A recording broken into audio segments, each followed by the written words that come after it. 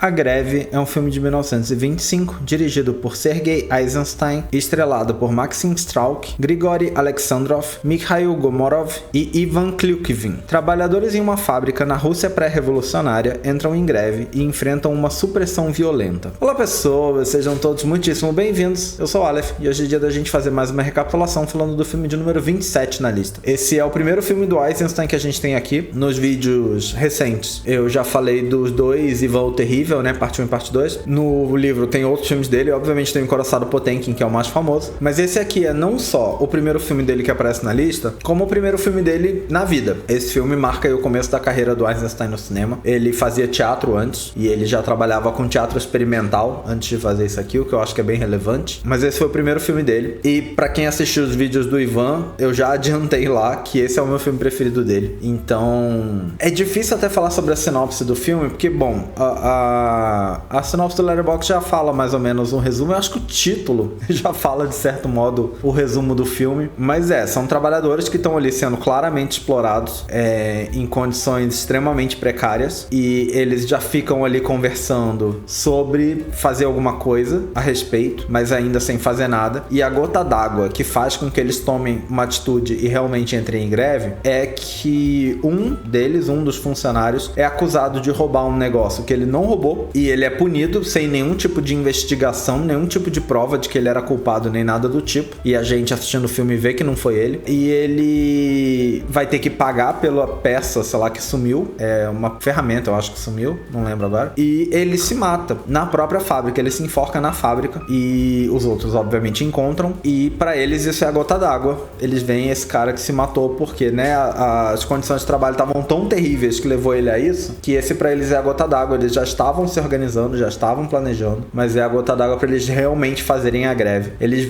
entram em greve. E aí o filme é todo o processo até aí e as consequências dessa greve, tanto do povo sem trabalho e consequentemente sem receber, quanto do que o governo, junto com os donos da fábrica, sei lá, fazem pra resolver isso, pra impedir essas pessoas. E aí, um dos pontos principais do filme é que o que esses caras fazem, as pessoas no poder, o que eles fazem é que eles contratam um grupo de criminosos, agentes secretos ali, pra se infiltrar no meio dos grevistas e fazer tudo de ruim possível. Então, cada um faz uma coisa, mas é tipo, um deles tem uma função de descobrir quem é o líder da greve, ou quem são os líderes dessa greve toda. E aí fazem isso, eles acabam capturando o cara. Outro, a função é tipo arranjar um monte de gente que vai ser pago pra se meter no meio da greve e, sei lá, sai quebrando coisa pra que os grevistas sejam vistos como vândalos, sabe? Esse tipo de coisa. Enquanto os grevistas estavam simplesmente marchando e falando, a gente não vai trabalhar enquanto vocês não fizerem o que a gente manda, esses infiltrados foram, tipo, começaram a tacar pedra na janela da fábrica, sabe? O que faz com que acionem a polícia, e a polícia já vem com violência. Esse tipo de coisa, que assim, é uma história completamente antiga, né? A gente não vê mais isso acontecer nunca mais. Enfim, eu tô falando isso porque eu já sei um pouco do que o livro fala sobre esse filme. Porque quando eu fiz esse vídeo da outra vez, na versão antiga, eu lembro que eu li o livro. E foi algumas coisas que ficaram comigo. Mas enfim, antes de eu olhar lá, vamos dar uma olhada nas curiosidades. Como eu falei, o Eisenstein trabalhava com teatro antes de fazer esse filme, né? Então, foi uma novidade aí quando chamaram ele pra fazer esse. E aí, esse filme veio de uma proposta de fazer uma série de filmes que se chamavam alguma coisa tipo Rumo à Ditadura do Proletariado. É mais ou menos esse o título. Que seriam filmes que falariam sobre todo o processo entre a Rússia de antes até a Revolução e a Rússia comunista comandada pelos proletários, né? Tinha essa proposta. E era pra ser uma coisa em 7 partes. E aí, esse filme era uma das ideias. Eles tinham... Chega a ter os títulos das partes. E esse era uma delas. Não em ordem. Eles não... acabaram optando por fazer o que pra eles pareceu mais interessante, que o público ia gostar mais e que ia funcionar melhor. Então eles pegaram o Greve, que era um desses 7. Eles, na verdade, desses 7 separaram 2, que eles consideraram que eram os mais interessantes. Eram 2 que eles chamavam, um de 1905 e o outro de Greve. E aí Greve virou esse filme. Em 1905, eles expandiram a ideia inicial e se transformou. O filme se seguinte do Eisenstein, que é o Encoraçado Potemkin, que a gente vai ver aqui provavelmente muito em breve. Mas enfim, voltando ao Greve, o roteiro do filme foi feito usando muitos diários de revolucionários e documentos históricos como material. Então é um filme que eu não sei o quanto da história que ele conta é necessariamente real ou o quanto é inventado, mas eu acho que ele é muito embasado no que acontecia de verdade, sabe? É uma história provavelmente fictícia, mas muito centrada no que realmente acontecia. Eu não tenho mais detalhes sobre isso, mas essa é a sensação que eu tenho assistindo. Aparentemente o próprio Eisenstein pesquisou muito para fazer o filme, entrevistou muitos ativistas, grevistas, visitou fábricas, leu o livro Germinal do Émile Zola, que é um livro sobre isso, né? Sobre trabalhadores eu acho que não é fábrica, eu acho que é em mina, não lembro. Não li, mas é um livro famoso sobre aí a vida dos trabalhadores. Aparentemente o filme foi produzido por uma fábrica, que, né, isso já depois da Rússia, então era uma fábrica já meio que supostamente comandada pelo proletariado. Só que eles tiveram muito conflito com as ideias do Eisenstein. Eles falaram que as coisas que o Eisenstein estava propondo pareciam que ia gerar um grande embolado de cenas aleatórias e não um filme. E eles chegaram num determinado momento a remover o Eisenstein do projeto, mas outros ali envolvidos na produção convenceram os caras a deixar e garantiam que ele ia terminar de fazer o filme, que o filme ia ficar um filme completo. Então, aparentemente eles brigaram muito diversas vezes, porque ele queria coisas que os outros falavam que eram absurdas, mas no fim das contas deu tudo certo, o filme foi feito. O filme é famoso por ter um ritmo muito rápido de edição, inclusive mais rápido do que outros soviéticos da época, porque a edição soviética, a famosa montagem soviética, é uma coisa muito estudada, né, no cinema. Quem estuda cinema aprende muito sobre a montagem soviética, né? Era toda uma coisa, porque eles tinham um jeito muito diferente de fazer filme, diferente do padrão hollywoodiano, mas também diferente dos europeus em volta ali, dos outros europeus, do que eles estavam fazendo. Mas comparando com o filme de Hollywood, o Greve tem uma média de 2,5 segundos por cena, né? Cada take, como ele aparece no filme, né? Não como ele foi feito. Tem uma média de 2,5 segundos, que é metade do que era o padrão de Hollywood. Então, o filme é muito mais rápido do que os Estados Unidos estavam acostumados, mas a internet me diz que mesmo outros soviéticos não tinham esse ritmo tão rápido quanto ele tinha. Pelo menos um jornalista chamou o filme na época de primeira criação revolucionária do cinema soviético. Porém, o público teve reações bem mistas ao filme, especialmente porque o filme tem umas cenas muito grotescas e umas coisas que eles encararam muito como sátira. Realmente o filme faz muitas analogias e, sei lá, figuras de linguagem, mas com imagens, né? Tipo, imagens simbólicas, feitas mostrando uma coisa, mas pra remeter a outra. É uma coisa que o filme faz bastante. E aparentemente o público não reagiu muito bem a isso. Outras pessoas ali relacionadas à produção, ninguém gostou do filme, as autoridades não gostaram do filme. No fim das contas, quase ninguém gostou do filme. Pouquíssima gente gostou do filme. O que eu acho muito triste, porque como eu já falei nesse vídeo e em outros vídeos, é o meu preferido do Eisenstein. Mas antes de eu elaborar em detalhes sobre isso, vamos dar uma olhada no que o livro fala. Bom, o livro já começa falando uma coisa aqui que vai um pouco contra, aliás, eu acho que vai um tanto contra do que eu achei na internet. Bom, talvez não um tanto, só um pouco. Enfim, que esse filme é, né, o primeiro dessa série de 7 filmes que era pra ser feito, e ele acabou sendo o único feito. Mas na verdade o Encoraçado Potemkin também veio dessa ideia. Eu acho que a diferença é que a Greve realmente começa dizendo de uma série em 7 partes, blá blá blá blá blá. E o Encoraçado Potemkin eu acho que não fala isso, porque eu acho que quando aquele foi feito, já tinha se abandonado a ideia da série. Independente disso, aquele filme ainda é o que seria um episódio da série, né? Ainda foi feito em cima da ideia do que seria um episódio da série. Então eu acho que mais ou menos, dá pra dizer que 2 filmes foram feitos pelo menos. Na verdade, eu acho que o terceiro filme do Eisenstein ainda de algum jeito se enquadra nessa história, que é o Outubro. Pelo menos é o terceiro que tem na lista. O Outubro eu acho que se enquadra um pouco nessa história, mas aí também eu já não vou entrar nesse mérito. Aqui me fala especificamente do Potemkin. E aí, bom, como eu meio que já comentei antes, o livro termina dizendo a seguinte frase: os imperativos políticos de A Greve se tornaram datados desde sua estreia em 1925, porém seu poder visual não enfraqueceu. E eu acho muito engraçado, realmente esse livro que eu tenho é de 2008, se eu não me engano, não vou lembrar o que estava acontecendo em 2008. O texto provavelmente é da primeira edição do livro, não devem ter reescrito os textos de cada filme, de filmes que foram mantidos, né? E eu não sei nem de que é a primeira versão. Mas é engraçado, porque na verdade é um filme, e eu não lembro o que estava acontecendo quando eu assisti esse filme pela primeira vez. Deve fazer aí uns 2 anos, 3 no máximo. máximo que eu vi esse filme pela primeira vez, quando eu comecei a ver os filmes da lista, deve fazer uns 3 anos, eu acho. Eu não lembro o que tava acontecendo, mas eu lembro que tava tendo um assunto de greve, e era uma greve assim, com violência policial, ou pelo menos uma manifestação com violência policial, que é algo que a gente tem várias acontecendo recentemente, né? Mas que eu me lembro que tinha acontecido uma há muito pouco tempo antes de eu gravar esse vídeo, e eu acho que tinha sido até nos Estados Unidos, porque justamente é o meu impacto maior, porque eu entendo que quem escreveu isso aqui é americano. Não vou falar que as coisas que a gente tem, os exemplos que a gente tem aqui no Brasil deveriam pesar pra quem escreveu isso, mas era uma coisa lá, eu não vou lembrar o que era. Enfim, eu acho muito surreal a ideia de dizer que esse filme é datado, porque eu acho que esse filme é muito menos datado do que boa parte das outras coisas que a gente tá assistindo aqui. Datado é o 7 Oportunidades, que foi um dos vídeos recentes que eu postei aqui nas recapitulações. Eu tô gravando isso no mesmo dia. Mas datado é o 7 Oportunidades, que o cara quer casar com qualquer pessoa, mas aí a mulher é negra e fala, não, aí já é demais. Isso é datado. Greve não é datado. Infiltrados tentando desvirtuar o significado da greve, isso não é datado, sabe? A gente tem julgamento acontecendo por causa disso agora. Violência policial contra manifestantes, sabe? Não tem nada de datado nesse filme. E eu acho que talvez isso seja parte de por que eu gosto tanto do filme, mas sendo bem sincero, não é a parte política. Ela é maravilhosa, tá? Independente de que lado você esteja, bom, talvez não independente, mas eu acho que, assim, o que tá sendo retratado é uma coisa que a gente vê acontecendo na vida real, e eu acho que isso é indiscutível. Eu acho que tá sendo retratado no filme de um jeito que a gente vê acontecer. Mas independente disso, eu acho que o visual do filme é muito bom, é muito interessante. Eu acho que as escolhas de imagem, essa coisa dele usar metáforas pras coisas, o filme tem umas imagens bem pesadas, tá? Pra quem nunca assistiu, eu já deixo avisado que... Aí talvez seja um spoiler, mas eu vou falar em especial pra quem tem vontade de ver e no momento em que souber disso não quiser ver o filme, porque eu entendo. Mas o filme termina mostrando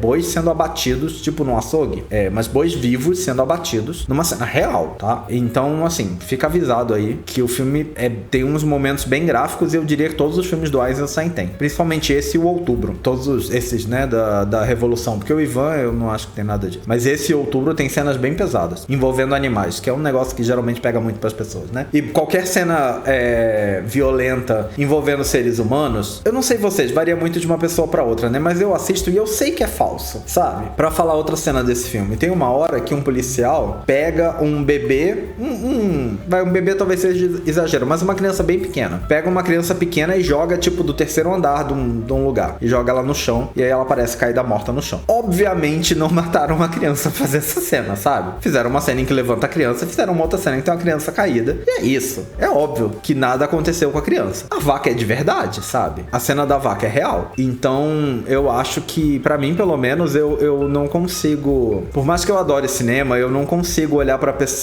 cenas e pras coisas acontecendo e encarar elas como realidade, sabe? Eu não consigo ver uma pessoa morrendo num filme e sentir que um ser humano morreu, sabe? É um personagem fictício que morreu. Mas quando é com animais, nessa época, em que não havia nenhum tipo de regra de proteção de animais em filmagem, as cenas que a gente vê estão acontecendo de verdade, sabe? Então, estejam avisados que é uma coisa. É o final do filme, se você quiser de repente parar antes, porque as cenas do filme são muito boas. As cenas da fábrica mostrando as máquinas operando e as pessoas mexendo nas máquinas, sabe? O jeito como ele mostra tudo isso, eu acho que é muito criativo. Eu acho que é isso, é muito criativo. É criativo de um jeito que a gente não tava vendo em outros lugares, sabe? É criativo de um jeito que eu acho que nessa lista eu não vi ainda, pensando aí nos 27, né, nos filmes até aqui. Já vi outras coisas muito criativas, mas essa é a primeira vez. Eu acho que ele mostra de um jeito que você assiste e pensa, nossa, eu nunca vi um filme assim, sabe? E de novo, hoje em dia a gente já viu muitas coisas que foram influenciadas por ele, então hoje a gente vai ter exemplos que as pessoas se influenciaram nisso aqui, né? Mas se você for capaz de dar uma abstraída na cabeça e pensar só nos filmes vistos até este, cronologicamente falando, a sensação pra mim é muito de estar vendo algo que nunca vi, sabe? É por esse tipo de coisa que eu gosto tanto de fazer essa lista, de ver os filmes em ordem, porque eu já, quando eu comecei a querer fazer vídeo sobre os filmes e tal, eu dei uma procurada, eu vi outras pessoas que estavam fazendo coisas semelhantes, e eu vi que muita gente, a maioria das pessoas que fazia em ordem, ia desde o começo, desistia antes do filme 10. Não tô falando de pessoas que viram, né? Tô falando de pessoas que eu encontrei, que produziram conteúdo em cima, porque só gente que viu eu não tenho como saber, né? Mas a maioria das pessoas que vinha em ordem desistia por volta do filme 10. E a maioria das pessoas, na verdade, via fora de ordem. E aí ignorava muito os filmes do cinema mudo. Via um de vez em quando, mas aí via muitos dos outros. E aí daqui a pouco voltava e via mais um, mas ignorava bastante os filmes do cinema mudo. Porque eu entendo que é uma coisa complicada, sabe? Não é muito simples. Quando eu comecei a fazer isso, eu também entrei numa de ver muito filme. Muitos filmes que eu não fiz vídeo aqui ainda, pretendo alguma hora fazer. Filmes que não estão na lista, mas que são da época. E eu sempre tentava me manter.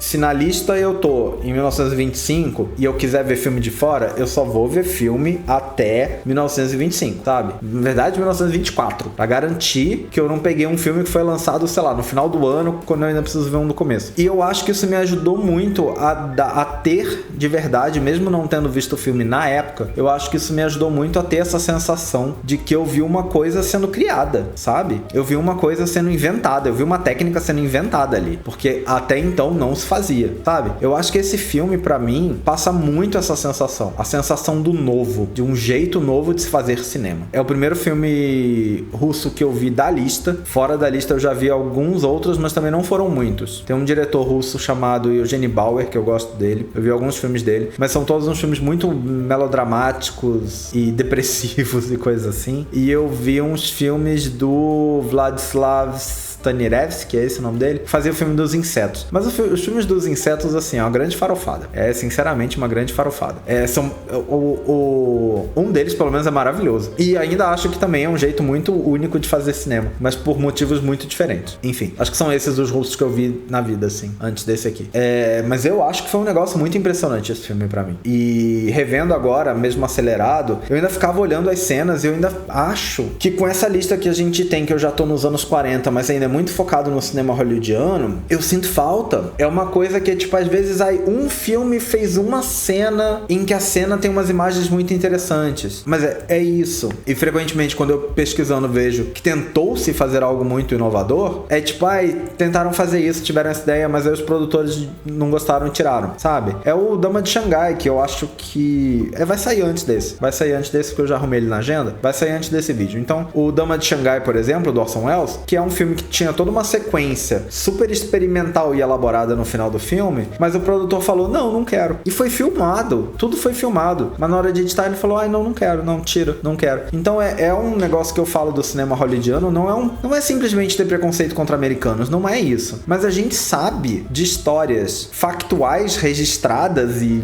sabe, e comentadas e oficializadas, que quando um diretor tentava inovar, ele era barrado pela produção. Então era um cinema que não conseguia sair do caminho que ele estava seguindo. Ele não conseguia fazer outras coisas, ele tinha que fazer o básico. E aí quando às vezes um diretor muito respeitado conseguia dar uma curvinha assim pequena, porque se fosse grande, não importa quem você era, sabe? Se você tentasse fazer um negócio muito inventado, você podia ser o diretor com o maior número de Oscars possível, mais rentável possível. Alguém ia te barrar, sabe? Então era muito complicado inovar dentro de Hollywood. Então, é muito por isso que eu sinto falta de filmes de fora. Os filmes de fora estavam fazendo coisas diferentes, né? E esse filme aqui, pra mim, eu acho que em 1925, eu não sei se já tinha Hollywood, eu acho que tinha já sim, porque O Ladrão de Bagdá já foi filmado em Hollywood, então já tinha. Mas ainda não era exatamente o que se tornou ali nos anos seguintes. Enfim, eu não sei mais o que eu posso dizer além do fato de que esse filme é maravilhoso, assistam. Tem um adendo aí, é um filme com cenas um pouco gráficas, um pouco complicado, mas se você for capaz de assistir apesar disso, o filme é absolutamente maravilhoso. Eu pelo menos achei, né? É a minha opinião. Eu acho ele muito melhor do que Encoraçado Potemkin. Também é um ótimo filme. Nada contra. Mas assim, botando lado a lado um e o outro, eu acho esse filme, de verdade, na minha opinião, é muito superior. Muito superior. Esse filme, pra mim, como eu falei lá no vídeo do Ivan Parte 2. Esse e o Ivan Parte 2, no momento, são os melhores filmes do Eisenstein pra mim. É esse e o Ivan Parte 2. Ou o Ivan inteiro, talvez, mas a Parte 2 é melhor do que a 1. É que a 1 tem umas partes bem legais também. Mas o Ivan, o Parte 2 e esse aqui, pra mim, é o auge. São filmes muito distantes um do outro, né? Esse é literalmente o primeiro filme que ele fez e aquele é o último filme que ele fez. Mas pra mim são os melhores. Tem alguns filmes no meio que eu não vi, porque nem todos estão na lista. Tem 5 filmes dele na lista, eu acho. Mas ele tem mais do que isso na carreira. Mas enfim, com certeza algumas pessoas aí assistiram filmes do Eisenstein. Não sei se viram especificamente esse. É um filme que eu não conhecia. Eu ouço falar do Potemkin o tempo todo. Mas esse aqui é um filme que eu conheci pela lista. Gostei muito de ter conhecido. Apesar de eu achar que a lista protagonista interpreta ele um pouco, de alguma maneira, um pouco errada. Mas gostei muito de ter ele nela, certamente manteria, achei o filme maravilhoso. Se você já assistiu, deixa aí nos comentários. Se você estiver disposto a ver, provavelmente tem no YouTube, né? Filme de domínio público e tudo mais. Como eu falei, é um filme que eu sei que não é pra todo mundo. Por um lado, eu acho uma pena que ele tem esse final tão gráfico e violento, porque eu acho que é só no final. A maior parte do filme não tem isso. E eu acho que a maior parte do filme é pra todo mundo. Mas o final, eu entendo que algumas pessoas possam não querer ver. Então, fica aí, mas fala comigo, me diz aí o que você acha, o que você acha da ideia, o que você acha do filme, se você viu. Espero que tenha gente que viu o filme aí pra poder comentar comigo. E é isso, espero que vocês tenham gostado desse vídeo também. Em breve nós estamos de volta com mais um. Até a próxima. Valeu, até mais!